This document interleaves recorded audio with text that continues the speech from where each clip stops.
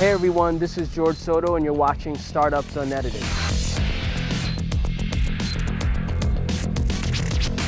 Hi, I'm Tomás De Matteis from Soto Ventures, and we're here with Carlos Espinal, partner at Seedcamp.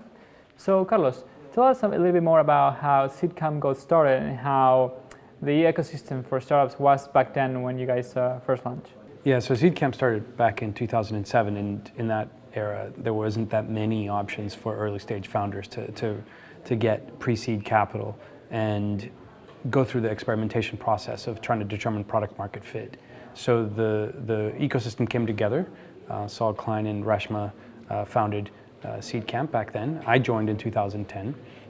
And during that period, the early years, it was really about laying the groundwork for a lot of the larger European countries to be included in that sourcing process. So there was events that we had in all over Eastern Europe and Southern Europe to get companies in to our program. And then later, like in 2010, 11, we even went as far as Singapore and India and South Africa. So that's kind of the early origins of Seedcamp. So Seedcamp has been around for 8 years. How will you say that the ecosystem has evolved since then? Well, the community or any ecosystem is not just made up of people who contribute capital for early stage companies. It's also lawyers, it's also advisors, mentors, serial entrepreneurs, angels. And I would have never guessed that the level of maturity that the market has right now would have been possible as quickly, especially in the last 3 years. It's been almost exponential. Right. And I guess any ecosystem, once it starts maturing, its growth is exponential. And I know that the Nordics have gone through the same transformation, so has Germany. So it is very refreshing to see that speed of transition, and I can just hope that we will have that same level of access to capital that the Americans have in the Valley. So you guys are catching up with Silicon Valley real quick? Yeah, I guess, the Silicon Valley will always have its unique character. I think the goal isn't so much to replicate Silicon Valley as much as it is to have the same level of connectiveness for founders as also having access to capital. But it will always have its unique character. Each one of these will have its unique character. So you guys work with founders and startups from different parts of Europe. What would you say that startups and founders from different countries have in common? Yeah, there's always funny anecdotes there about people from this country have these attributes. There was an article that came out today or yesterday interviewing Taavet and Krista from TransferWise, one of our companies. They're from Estonia, and they were talking a little bit about how their background growing up in Eastern Europe really pushed them to have to build things globally because the markets that they were operating in Estonia in particular is not a very large market to sustain a company the way that, let's say, maybe France would be, or the way that maybe Spain would be. So there's definitely unique attributes that come out of specific countries that are very small. We have several investments in Portuguese companies. They have to be global from day one, whereas companies from within larger economies don't necessarily need to have that. So, if you look at it from an economic point of view, there are certain attributes that I think I'm comfortable with saying relative to the size of the country that the founder's in. Then there's other stuff. There's cultural ones, right? And these ones are the tricky ones, right? Because this is on the borderline stereotypes, right? I'm originally Latin American, and one could argue that there are certain attributes of Latin America that are intrinsic to it, and you could say the same thing about the Italian or the Spanish market, the Germans, the Nordics. The design particularly is a keen design eye better in the Nordics? I don't know necessarily, but there are definitely companies that have leveraged some of the vestiges of the economy of those areas. So for example, if you have high engineering expertise in Eastern Europe because of the universities that were there as part of 20, 30 years ago when those universities were set up to have strength in engineering, are we seeing more technologically heavy or design heavy type industries coming out of those areas, or technically challenging companies coming out of those areas, versus in other geographies, you might have fashion as a key driver for the economy, and as a consequence, you have startups coming out from those areas that have that as a strength. The UK has had media, has had gaming, has financial services. Those are things that are coming out from there. So to summarize, we have certain attributes of a country that determine the globalization of the company from the start, and two, then there's industries and educational capabilities of the population, which dictate the types of businesses that come out from those specific geographies. We know that Seedcamp is not only about the capital. Tell us a little bit more about the philosophy behind what you bring to the table when you get involved with a startup. We generally refer to our three pillars as the capital that we provide, but is also the network of capital that we expose the companies to. Secondly, the network. The network isn't just about the capital, as we mentioned earlier, but it's also about the people that you need to meet very quickly. In many ways, you wish you could have access to these kinds of things alone, but as you know, a network is really stronger by the numbers. And when a founder joins Seedcamp, not only are they joining the Seedcamp team in terms of the shared network that we have there, but also the larger alumni base. So we've invested in 200 companies. Just assume 2 founders per company. Of course, there's more in many cases. So we're talking about at least 400 individuals that you automatically connected with to sort of expand your own network, whether it be in Asia, whether it be in the Americas, or in Europe. And then the last part of it is the learning. The learning component of the 3 pillars is really in expediting the know-how of a company, how to go to market, how to build a better product, how to talk to your customer, structural elements like those, as well as learning from mistakes that others have made, so that you don't make those same mistakes. So those are the things: capital, network, and learning. Does the knowledge pillar happens like with mentors or with the Seedcamp team, or how do you articulate the knowledge pillar? Yeah, so the learning pillar that we sort of encapsulates many things.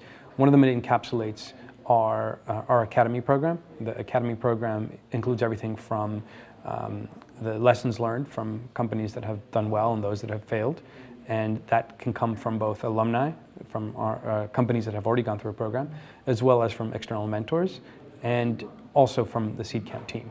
The Seedcamp team, such as myself and Reshma and the rest of the team, have anecdotes that we can share about how companies have overcome certain challenges. That academy program doesn't really have an end. We call it lifelong learning. Wow. And although after the first year, it tends to be that most founders start sending their hires to the program. Right. So think about it as a free general assembly for the rest of your team for life. Wow. And so that structure covers everything from the stories that our previous companies have gone through, as well as external mentors talking about very specific things like conversion or optimizing your website or UX and all these other things. So it is a year-long to infinite program covering everything from the very basics to a lot of the challenges that companies would go through early on, pre-product market fit, to later very specialized subjects. So why is Seedcamp and organizations alike needed today more than ever in the startup ecosystem? Well, I think, first of all, I don't know if the organization that we are today is very much something that I could say we were 8 years ago. Right. We're in evolution as much as I guess the entire ecosystem is evolving. Right now, we're the first round of capital that we want a founder to consider, both for pre-seed and seed. But when we first started out, we were more of a pre-seed structured program, and that's changed. And I think as the ecosystem matures, there's going to be more people that are coming in, specializing in different areas. And so we've specialized in this area of pre-product market fit, pre-seed and seed, first round capital. But there's plenty of other options now coming up for structured accelerator programs that might benefit different types of companies, hardware companies or companies that have a footprint in Asia or companies that have a footprint in very specific geographies. So that actually benefits the founder. Provided that there's a shakeout and only the best survive, the more options are available to a founder that cater to the specific needs, whether it be fintech, whether it be hardware, whether it be fashion, whether it be ad tech. That just helps bring the best to the table for the founder to access. Tell us what you think is the future of Seedcamp. The future of Seedcamp, if you look at how we have optimized our program and how we've optimized our investments. It's always around finding the best founders and giving them the right resources for them to succeed. And as our family grows and as our experience grows, what we're looking for is additional founders to join our family that not only can help Seedcamp be successful, but can help the other teams be successful. Interesting. And so the program evolves as the needs that they have evolve, Right. and as the ecosystem matures, so that we don't necessarily do certain things, which might involve additional partnerships, which might involve expanding our learning program to include different areas that we haven't previously covered. It includes how much capital we give. So for example, it could be that the capital that we used to offer, is not necessarily the capital that is required to build a company today. So that's why, as of today, we now offer more choices for a founder to approach us with in terms of the capital that we provide. So all those things are things that are constantly under flux and that we're willing to revisit. And I think one of the things that we pride ourselves in is to not have a legacy of attachment, of not being attached to how we've done things, Right. rather looking forward and saying, okay, if the founders are the first thing that we need to be looking out for and their best interest, what do we need to do to change it so that it's constantly relevant for them? Well, that's great. You're saying that as of today, the options that you offer when it comes to capital have changed. Would you like to go through them? Sure. I mean, when we first started off, we would only offer 50K. That was the only capital that we had available. Now we have a range of options, and on our website you can go through them. Right. And look at which ones are relevant for you, which ones are not. But they range everything from people who just want to join our program to those who want to join us at the pre-seed stage, and those who want to be part of the family with us investing as part of a seed investment. Right. So that range can scale up to 250,000, whereas previously it was only 50,000. So Carlos, tell us, startups in what stage do you think are best suitable for the program? So we're looking for all companies that have high ambitions, all founders that have high ambitions. I think generally speaking, we're more attracted to companies that have something to show. So in terms of a prototype or later for our pre-seed, and then for seed, usually the best way to get in touch with us is through a recommendation or someone who knows us, or as part of a syndicated round, someone who's leading a round who thinks that we would be able to add value. So if you're a founder right now in the process of evaluating additional investors, and you think that we could add value, that's the best time to approach us. And finally, how can they get in touch with you? Yeah, so we're available online. If you're a pre-seed company, you want to apply, there's apply.seedcamp.com. If you want to email us, we have an info@seedcamp.com email address. But I mean, obviously we're very available on Twitter, and frankly, if you can figure out how to get a hold of us, I think I'm a bit concerned. But we're very available online. And also in terms of resources, we have a lot of resources available online that maybe give you a good feel for how we think and how we operate, and maybe help solve some of your problems. I recently published a book called The Fundraising Field Guide. So if you want to learn a little bit more about kind of how we think through fundraising, it's a free book available on fundraisingfieldguide.com. So you can also do that to help shortcut some of the learnings that you might be considering. Great, I'll include a link to the description. Yeah. Well, thank you very much, Carlos, for your time, and I hope to see you soon. Thank you. Gracias.